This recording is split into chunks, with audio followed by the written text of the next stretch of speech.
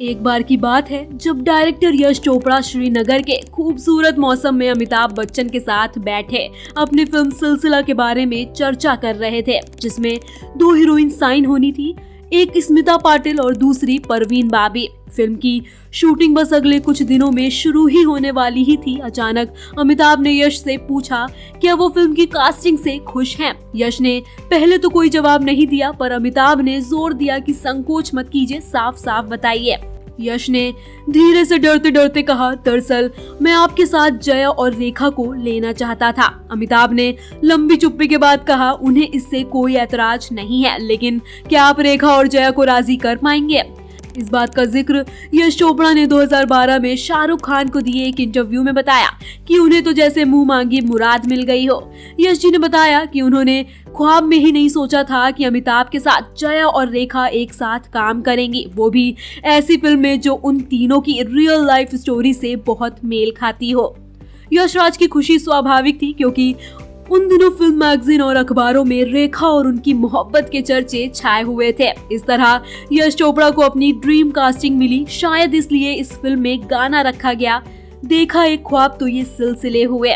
कभी ये फिल्म प्रेम कहानी फैंटेसी लगती है और कभी प्रेम में डूबी हुई हकीकत। अमिताभ और रेखा दोनों ने कभी इस पर खुलकर नहीं कहा, लेकिन ये अनकहा हमेशा बहुत कुछ कह जाता है। अमिताभ और रेखा के बीच जो था वो क्या था और कौन से ऐसी अनकही बातें चल रही थी, न कभी अमिताभ ने बताया और न ही कभी रेखा ने स्वीकारा। लेकिन जानी मानी एक्ट्रेस और टीवी होस्ट सिमी ग्रेवाल ने अपने कार्यक्रम में रेखा ने एक तरह से खुलकर पूछ लिया कि अमिताभ उनके लिए क्या है। सिमी ने अपनी बात को और खुलकर रखते हुए पूछा, क्या आपने कभी भी अमिताभ बच्चन से प्यार किया है। रेखा ने तुरंत जवाब दिया, यकीनन, लेकिन ये तो बहुत आसान सवाल है। उन्होंने कहा, मुझे अब तक ऐसा कोई मर्द, महिला या बच्चा नहीं मिला है जो उनसे प्यार ना करता हो, तो ये सवाल सिर्फ मुझसे क्यों, क्या मैं इससे इनकार करूं। इसके बाद तो रेखा एक कदम आगे जाकर कहती हैं कि दुनिया भर का लव ले लीजिए और उसमें कुछ और प्यार मिला दीजिए।